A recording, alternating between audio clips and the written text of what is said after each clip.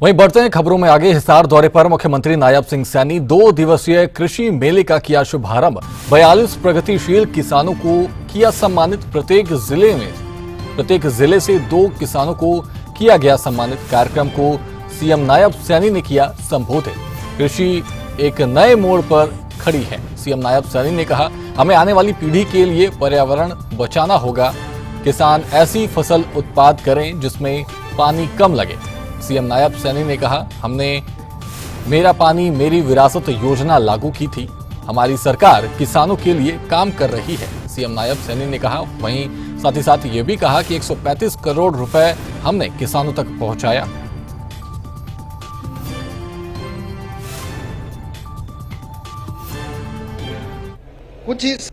मुझे खुशी है कि इस रबी मेले में आकर मुझे बहुत ही खुशी का अनुभव हो रहा है।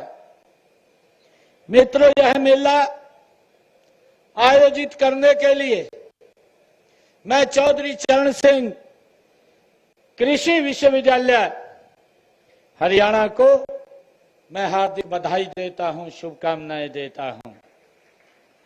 सर्वप्रथम मैं यहां हमारे उपस्थित सभी अन्नदाता को मैं वंदन करता हूं, अभिनंदन करता हूं और इस मेले में पधारे निजी क्षेत्रों की कंपनियों के प्रतिनिधियों का भी मैं आज यहां हिसार कृषि मेले में उनका स्वागत करता हूं, उनका अभिनंदन करता हूं।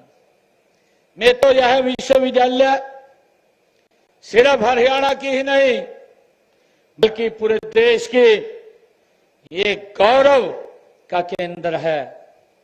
मित्रों, यहां के वैज्ञानिकों ने कृषि के विकास और किसानों की समस्याओं का समाधान खोजने के लिए लगातार हमारे वैज्ञानिक यहां पर शोध कर रहे हैं।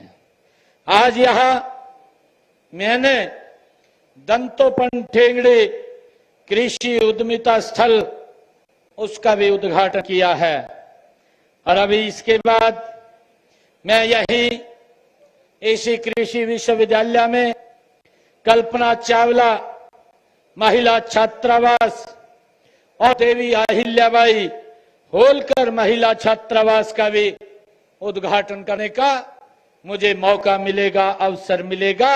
इसके लिए मैं आप सबको और सभी युवा साथियों को बहुत बहुत बधाई और साधुवाद देता हूं।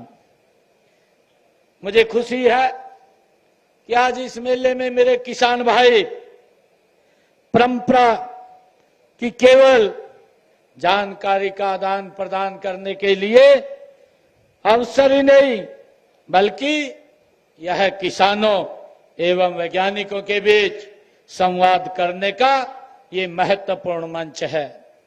मित्रों, इस मेले में किसानों को नई तकनीकों, फसल विविधीकरण और प्राकृतिक संसाधनों के कुशल प्रबंधन की यहां जानकारी आपको उपलब्ध होगी।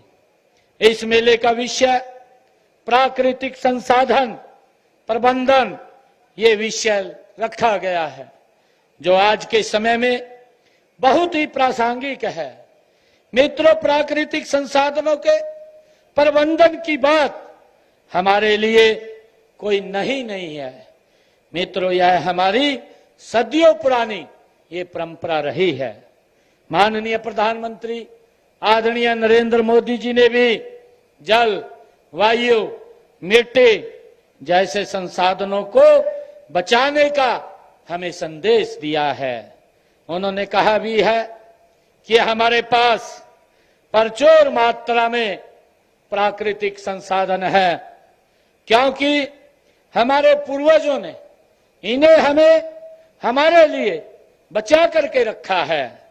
हमें भी अपनी आने वाली पीढ़ियों के लिए इन्हें बचा करके रखना है, आदरणीय प्रधानमंत्री जी ने कहा। फिलहाल इस बुलेटिन में इतना ही। आप बने रहिए सूर्य समाचार के साथ।